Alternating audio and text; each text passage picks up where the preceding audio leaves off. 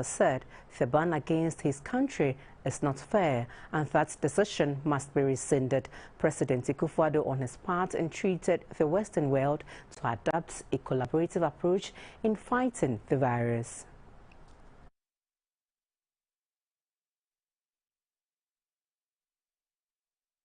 South Africa have jointly inaugurated a bi-national commission chaired by Presidents Akufo-Addo and Cyril Ramaphosa. It is to step up cooperation, trade investments and partnerships between Accra and Pretoria. 3 agreements have therefore been signed on agriculture, immigration, transportation and gender. The 2 leaders are upbeat that this will help derive maximum benefits from their respective natural resources. And after bringing details of those 2 stories in later in the bulletin, the Asante Hino 24C2 has encouraged Africans in the diaspora to identify and support initiatives that seek to promote development of the Ashanti region. Asante Hino explained that mobilizing financial resources internally to sustain projects and programs to improve on the lives of the people is challenging, and urged Africans in the diaspora to intervene to enhance development of the region. 24C2 was speaking at the climax of the Awukudae festival in Kumasi.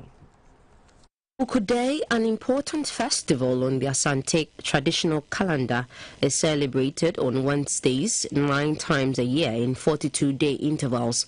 Like the Awukudae festival, which is celebrated on a Sunday, Awukudae is part of the celebrations within the Adair festival cycle. On the celebration of the last Awukudae for the year, 24C2 was at Bempanase Anatremade for the Awukudae Sum, literally translated as Wednesday worship. Awukudae Sum, which involves the invocation of the spirits of the ancestors and the provision of offerings for the shrines for the blessing of Asante Man, occupies the central point of the traditional festival. Later in the afternoon, dressed in a rich kente cloth woven in green, gold and black colors of the Asante Kingdom, 24C2 sat in state at Bujare in the Mensha Palace in Kumasi, where chiefs, dignitaries and organized groups paid homage to him. Some of them presented gifts, including drinks and sheep, to Asante Hene to show their appreciation for his remarkable achievements in Asante Man over the past 20 years since he ascended the golden stool. The paramount chief of Domiabra, Nana Osubediakon, chief of Senyeja, Nana Kisi Amwa, acting development queen mother of Africans in the diaspora, Nana Bodedi Ama Mausi, and Ambassador Efiamoli Lauren Tucker also paid homage to Asante Hene. Asante Hene 24C2 commended the delegation of Africans in the diaspora for coming back to their roots and urged them to remain resolute to engender effective partnership geared towards further improving Ghana-African diaspora relations. The acting development queen mother of African diaspora is Nana Bonedi Ama Mausi. We have been inclined and been called by God Almighty and our ancestors to bring our knowledge home, to bring back a better education, to bring back schools. SOHAD has established so many things in every country, and we are privileged to be a guest today in the Ashanti Kingdom. Joy heralded his pregnancy some 11 years ago to be the first child of his father and 4th but only son of his mother. But his birth cast a dark shadow on the family to forever live with the stigma, pain, neglect, and accompanying financial burden. Now, the wish of a father is for God to call his son into eternity ahead of him, simply of uncertainties about the welfare of the child if he predeceases him. On the International Day of Persons Living with Disabilities, I bring you the story of the Kodzis, a disabled father acting as a caregiver to his son, another disabled living with cerebral palsy.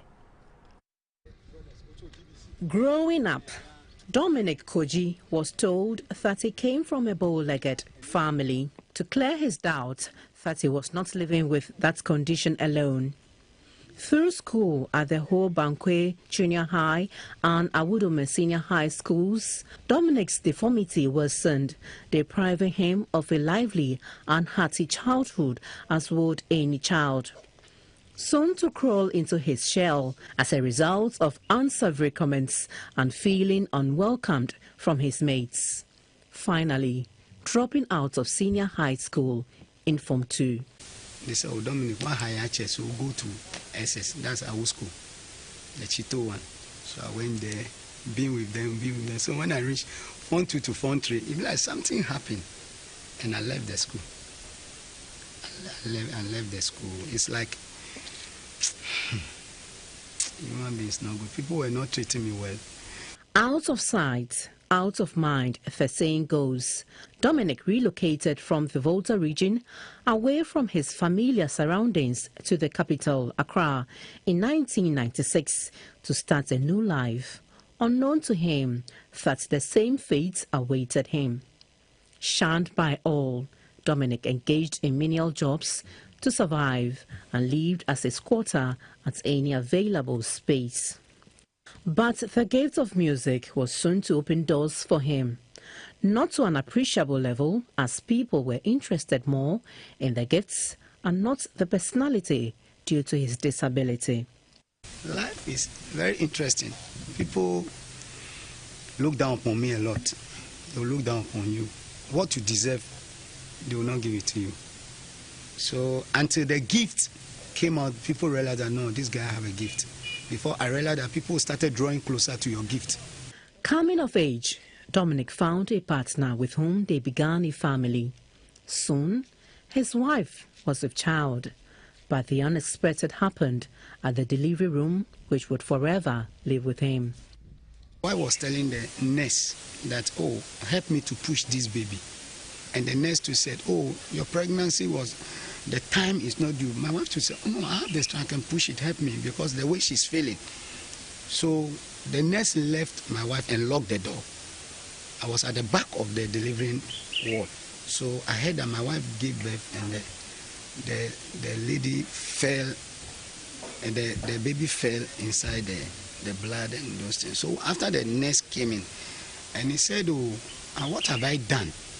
By 4 months to 5 months, you can do something by some, but we don't know what is going on. Small thing convulsion will enter. Small thing convulsion will enter. And realize that when you see Divine's back, the spinal cord, there is a separation in the spinal cord. There's a separation. You see that there's a separation. You can even hold it 1, 1, 1.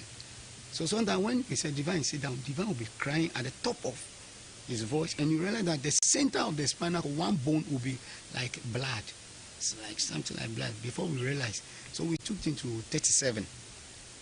So the doctor, oh, a cerebral palsy, autism. By then, I don't know what is that. From then, we started this hustling. At the end of the day, we realized that a time will come, we will sell our things to take care of this boy. Divine neither walks, sits, talks, nor plays as a normal child. He depends solely on his father. Time and play with him. Please take your time. Take your time. Yes, sir.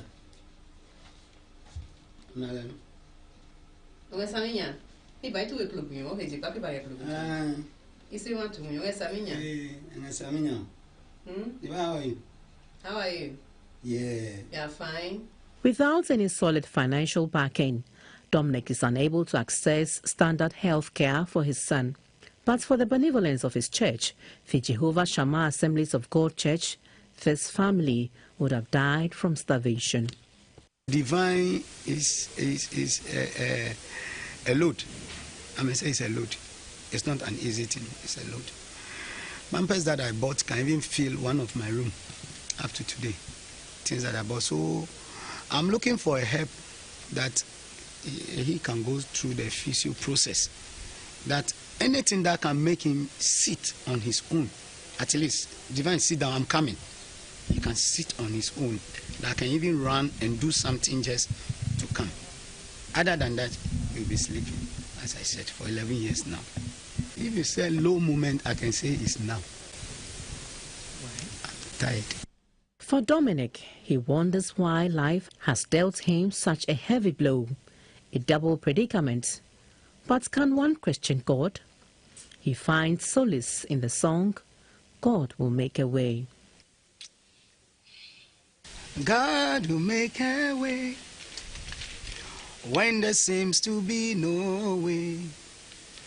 He works in ways we cannot see.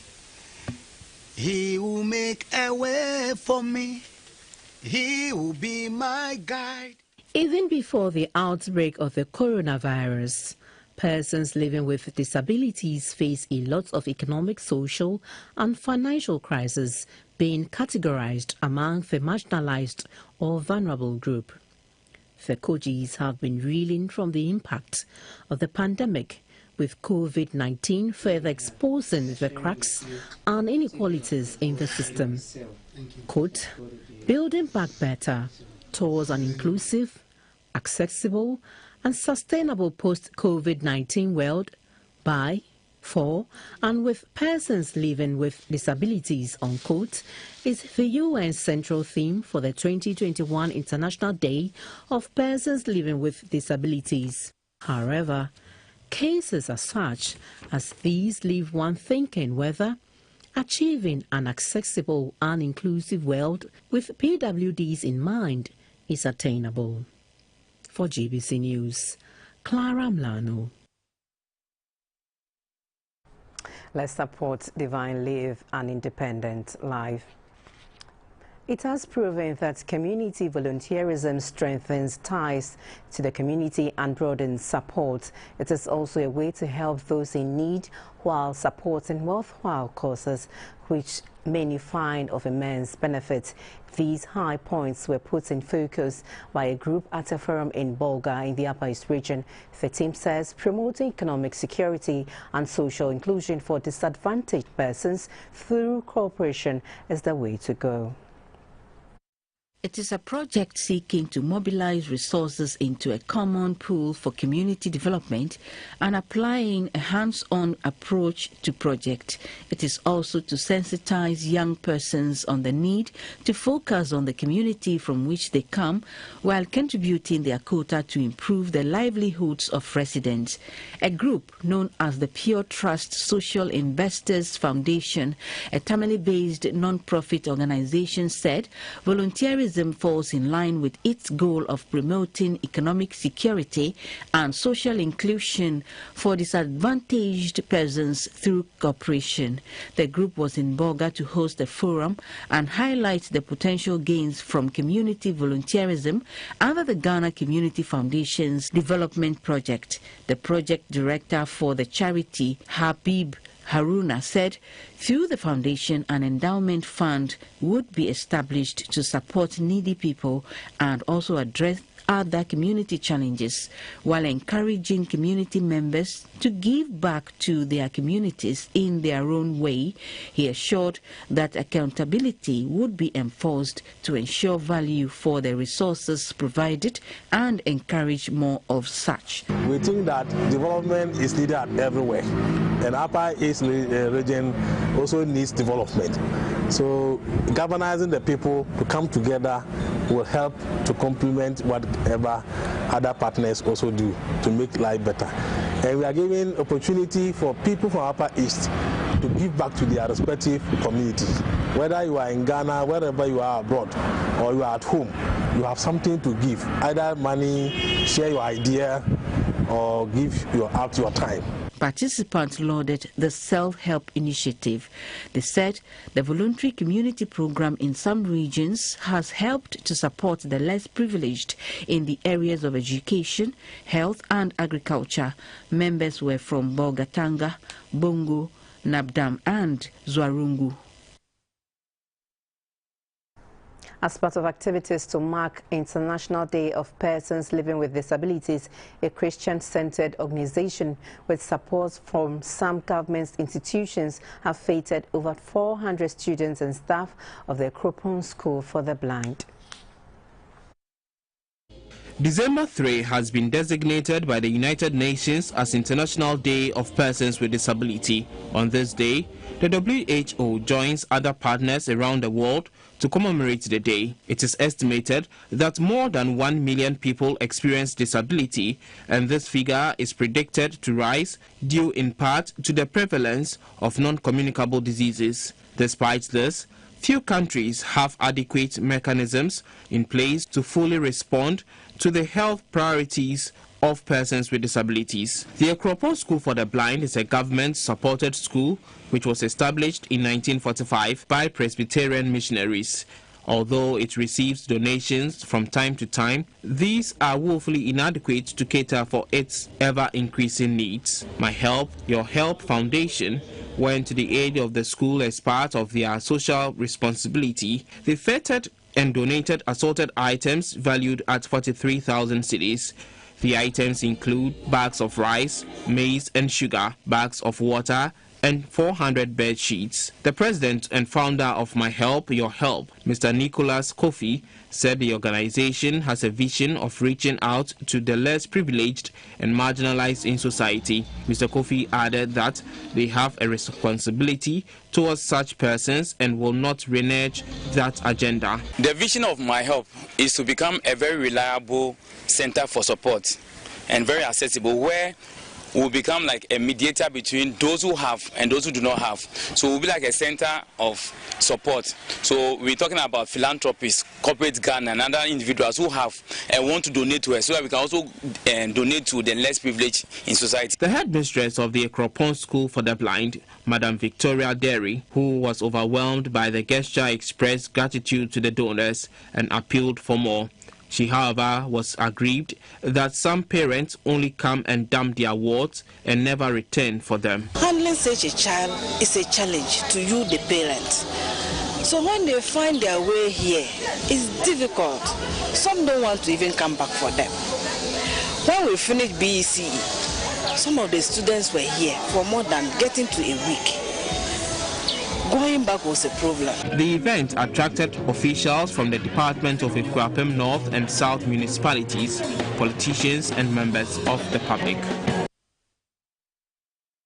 Girl Child Education campaign in Ghana has received a major boost following the graduation of the youngest ever students of the Kwame Nkrumah University of Science and Technology, KNUST, at the age of 17 years this year. Ruth Amajandakwa obtained second class in mathematics and emerged as the youngest of the more than 11,000 students to pass out of the KNUST. At age 13, most children are supposed to be in junior high school JHS1 according to the current structure of Ghana's formal education. This is in recognition of the fact that formal education begins at age 6 at primary 1. The case was, however, different with Ruth Amajandakwa, the third child of the Jandakwas. Born on 29th May 2004, Ruth obtained her first major academic certificate, Basic Education Certificate Examination BECE, at age 12. The father, Mr. Kwejo Jandakwa, a physics teacher at the Prempeh College in Kumasi, took GBC News through the academic progress of Ruth. For the BC JHS1 at age 9, and entered St. Louis at age 10 to do science.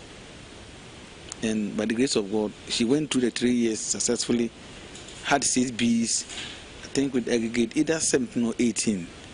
And she completed at 12 plus. And as at the time we were seeking admission for her at the university here, to the university here, she was then 12. Ruth applied to and got admission into Ghana's premier science and technology university, the Kwame Nkrumah University of Science and Technology, KNUST, in 2017 to pursue Bachelor of Science in Mathematics. She was the youngest among the thousands of new entrants at the age of 13. Mathematics is one of such subjects many students, especially females, consider very difficult and therefore shy away from. Ruth was among the 50 females out of the 150 students of her class. Ruth Amajandakwa spoke about some of her difficult times. Getting here at a younger age, as at 13, I couldn't stay on my own on campus, so I had to move from home. to come to class every morning.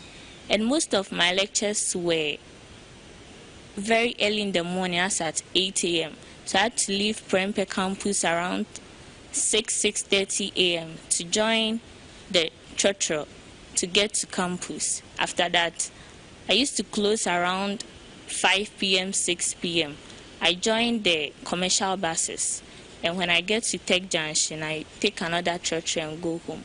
And by the time I got home, I would be tired and might not be able to go over all the notes I was taught in class. The head of Mathematics Department of the College of Sciences of the KNUST, Professor Abeku Akrapra, who was also Ruth's lecturer in one of her courses, admitted that mathematics is indeed difficult, and for a student of Ruth Ahmad Jacques's age to successfully go through the program means she is mentally tough and very determined, and that she has the potential to progress to the PhD level with a wide range of career opportunities. The University Relations Officer of KNUST, Dr. Daniel Norris Bekwe, said Ruth has become the youngest ever student to graduate from the institution, and that it is a major boost for the science, technology, engineering and mathematics STEM initiative, as well as the deliberate institutional policy to increase the male-female ratio. Some time back, I think maybe 15 years ago, the total population of girls within the university was even below 15%. Thank God to STEM, it has gone up. Now we are doing almost around 40% of female as against the male counterparts. And so the STEM education or the STEM policy is going well. So we want to encourage a lot more girls to venture into the study of science-related subjects and should not be scared. This particular lady was offered Bachelor of Science degree in mathematics, and she did it well.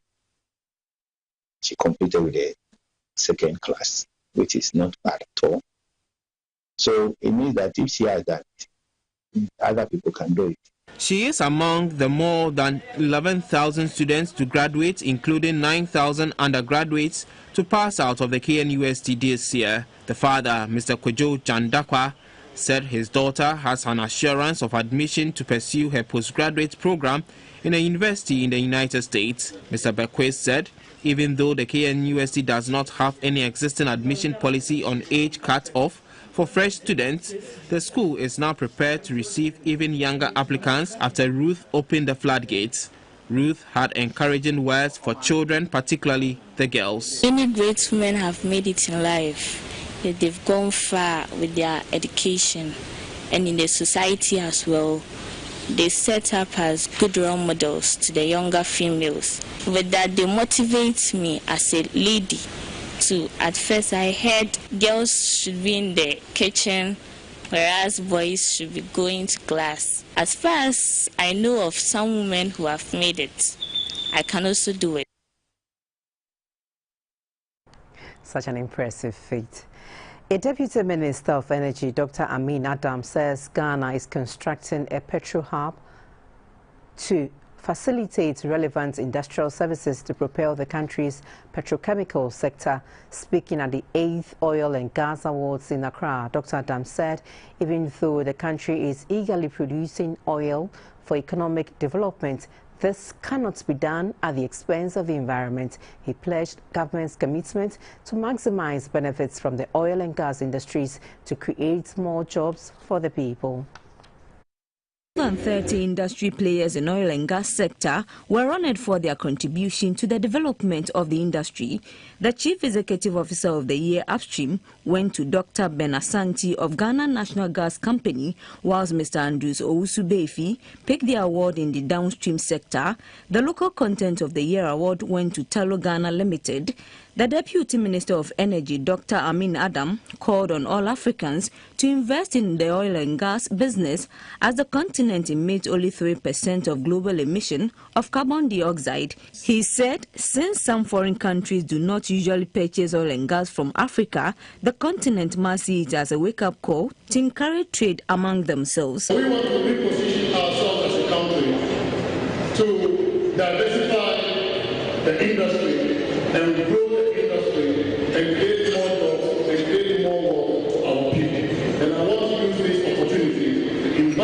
investors who are here to work with your partners abroad. If they cannot invest in Europe, they should come here and invest their money in building refineries, in building distribution infrastructure, so that they can get the highest returns of investment that they can find anywhere in the world. Total Energies grabbed 3 awards, namely Brand and Lubricant Product of the Year, Marketing Campaign and Oil Marketing Company of the Year. In an interview with the lubricant manager of Total Energies, Mr. Henry Awukudae said the company is committed to delivering cleaner energy solutions as contribution to the fight against global carbon emission. We are committed in ensuring that we deliver cleaner energy solutions as an ambition in contributing to the global effort in reducing carbon emissions.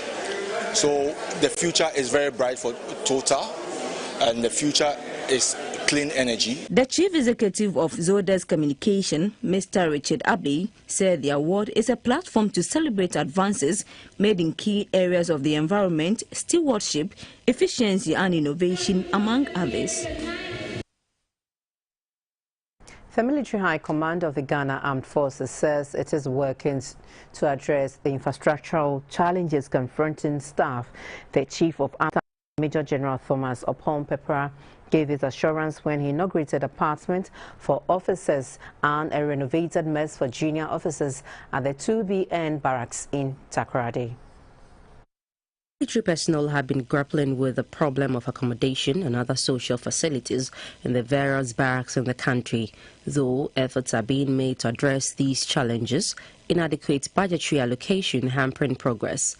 The Military High Command, despite the financial constraints, is working hard to make life comfortable for personnel at the 2nd Infantry Battalion's Mayong Barracks in Takoradi. In 8 apartment single officers' quarters and junior officers' mess have been inaugurated.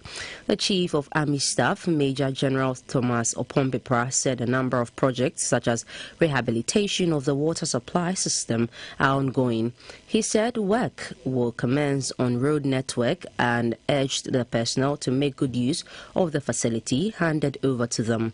It is expected that a total of 32 two-bedroom semi-detached accommodation for the senior non-commissioned and warrant officers will be built. Similarly, as I mentioned, I drove around and I saw the deplorable state of the roads. And I want to promise that when I go back, I'm going to fight for you to get your fair share of the rehabilitation of the roads. The commanding officer of 2BN, Lieutenant Colonel Abbas Atuluk, expressed gratitude to the Chief of Army Staff for the support and pledged his readiness to embark on more projects for the unit. The District Chief Executive for Impoho, Mr. Ignatius Asa, commended the 2BN for the invaluable services rendered to the region and beyond. He said he is ready to support the development and growth of the Mayong Barracks of the Ghana Army.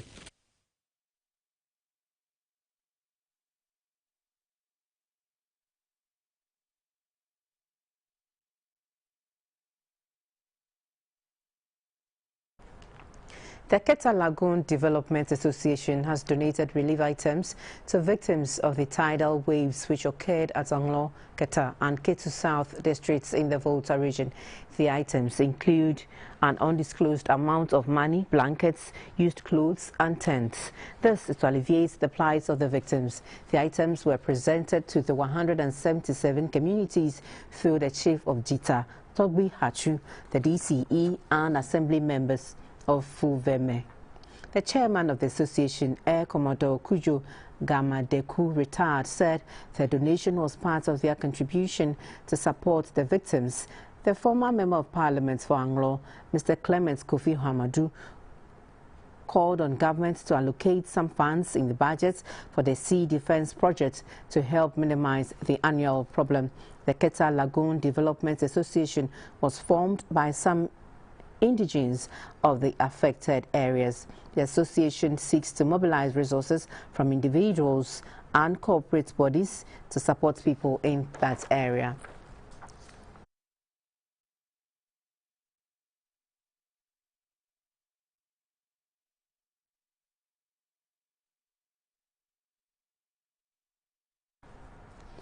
You are watching News Hour live on GTV and GVC News. We'll be back after this short break.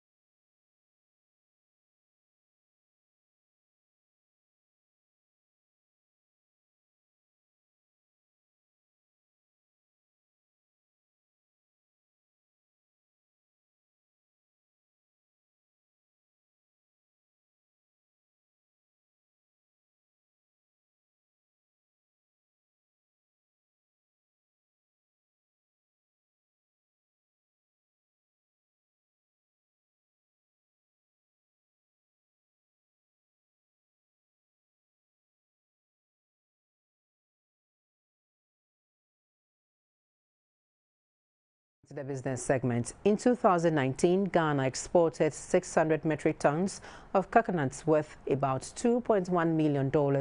This figure, according to the Coconut Farmers Association of Ghana, can increase as the demand of coconuts currently outstrips supply.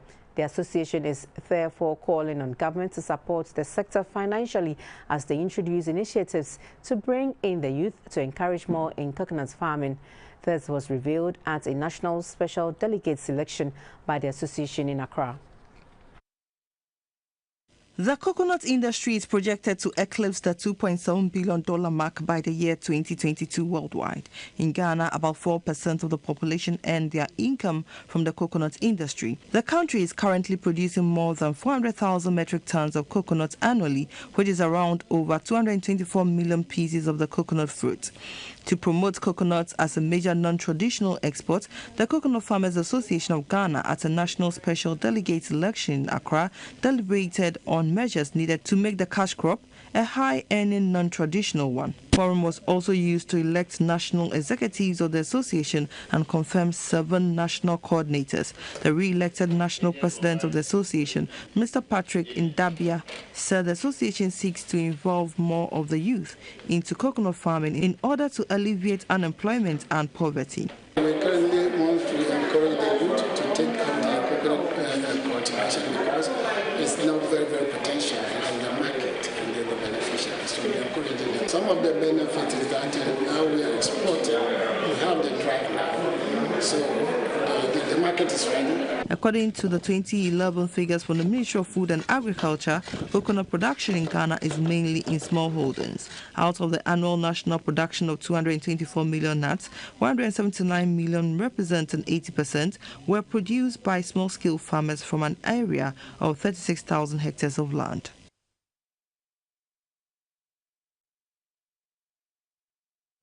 The Institute of Energy Security, IES, has stated that prices on the market will go down marginally before the close of the weekend.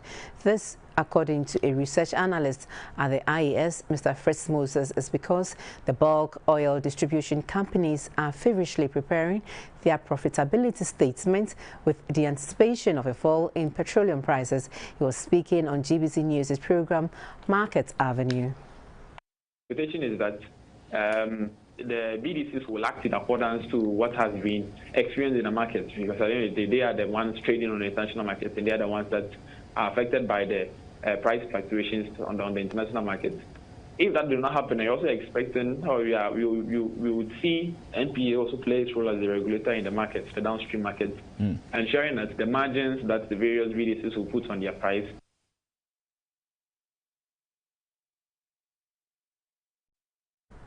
12 grain businesses and entrepreneurs from the Ashanti, Western and Greater Accra regions have received a grant of 1,170,000 Ghana cedis to support their businesses under the 2021 Grain Innovation Challenge in Accra.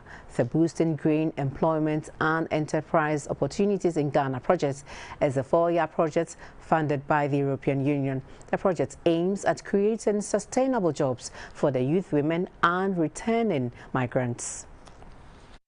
The Green Innovation Challenge started in July 2021 by the S&V Ghana. It will be an annual competition aimed at scaling up innovative green ideas. The challenge forms part of the Green Project with an objective of supporting businesses and SMEs that have an outstanding and innovative green ideas to create employment opportunities. Through this innovation, young entrepreneurs will have their ideas transformed into viable green businesses that contribute to the local economy. At an awards ceremony, 12 entrepreneurs were selected out of the 25 applicants. The head of the European Union delegation to Ghana, Mr. Aichad Rosali, said managing climate change and issues on biodiversity is a shared responsibility. Out of the 12 businesses selected, 6 were from the Ashanti, 5 from the Western and 1 from the Greater Accra diaspora regions. Grants received ranged between 55,000 and 175,000 cedis. Ms. Joanna Arthur, who makes paper from agro waste, plantain and banana stem, received 175,000 cedis. To the country. So if we have the raw material to produce the papers, if we are encouraging people to use paper bag, we don't have to continue importing. The areas of focus for the challenge include agriculture, renewable energy, water, sanitation, and hygiene. Still news are live on GTV and GBC News. The news returns shortly after this break.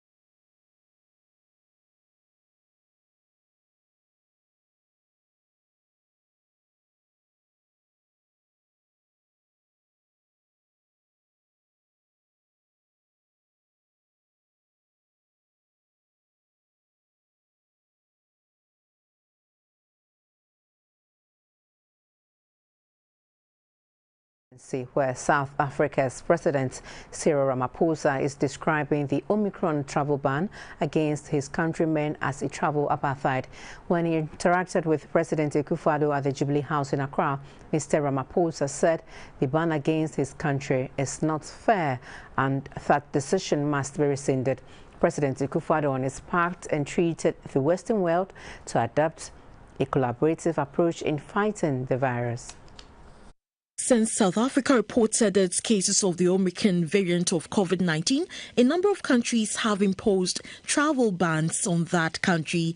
Last month, the WHO designated it as a variant of concern, with early evidence suggesting it has a higher reinfection risk. The UK, EU and US are among those that have imposed travel bans. Some countries that share borders with South Africa have shut their frontiers. President Cyril Ramaphosa said the travel ban due to the spreading Omicron variant is an injustice to his countrymen. It was African scientific expertise, particularly in genomic sequencing, that brought it to the world's attention. Now, these arbitrary travel restrictions are already causing substantial damage to the national economies in the countries in our region in SADC, particularly those countries that are most reliant on tourism. He called for the immediate lifting of the travel ban. As African countries, we reject those countries that have been singled out and that have been isolated in their efforts to try and fight the pandemic. We are standing together as a united front, as we have done from the outset of this pandemic. President Akufo-Addo said the world must collaborate to fight the pandemic. Reiterated Ghana's unflinching support to South Africa and indeed to all other African countries in the common search for an end to the pandemic. We repeated our firm opposition to all attempts to single out African countries for the imposition of travel bans as instruments of immigration control. When we are told, for example, that the Omicron variant of COVID-19, which was recently sequenced and reported because of their knowledge and expertise by South African scientists, was discovered much earlier in the Netherlands. Those scientists should be applauded by the world and not be the object of condemnation in travel ban. The heavily mutated variant was detected in South Africa last month and is said to be responsible for most of the infections found in South Africa's most populated province of Gauteng, the smallest province in South Africa. Ghana and South Africa have jointly inaugurated a bi-national commission chaired by Presidents Akufo-Addo and Cyril Ramaphosa. It is to step up cooperation, trade, investments and partnership between Accra and Pretoria. 3 agreements have therefore been signed on agriculture, immigration, transportation and gender. The 2 leaders are upbeat that this will help derive maximum benefits from their respective natural resources and after. Relations between the 2 countries date back to the apartheid era and post-independence. It started on the diplomacy level and has now developed into trade and investment over the years under the Permanent Joint Commission for Cooperation. The Binational Commission is a framework for bilateral relations to improve on cooperation in the various sectors of government and to coordinate initiatives.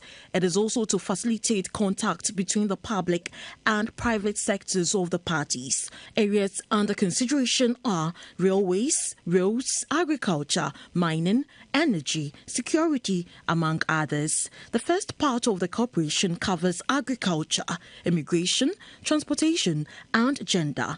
The commission was inaugurated during binational talks at the Jubilee House. A memorandum of understanding was initialed by the respective sector ministers of Ghana and South Africa. President Cyril Ramaphosa was positive about the agenda, describing the binational commission as a key platform. We have discussed exploring possible new areas of economic, trade and investment cooperation, especially in Ghana's key sectors, such as roads, railway infrastructure, mining, energy, manufacturing, as well as agro-processing. President Akufo-Addo said Ghana considers intra-African trade as key towards development. So we are united in our determination to win the battle for rapid economic development by helping to intensify the value-adding industrial transformation of our economies, anchored on the things we make and grow. It is this transformation that will give us the best opportunity to derive maximum benefit from our abundant natural resources and from our participation in the AFCFTA and help bring progress and prosperity to our peoples. President Akufo-Addo called for cooperation between ECOWAS and the SADC to tackle common challenges confronting the two regional blocs, such as insurgency, climate change, and piracy.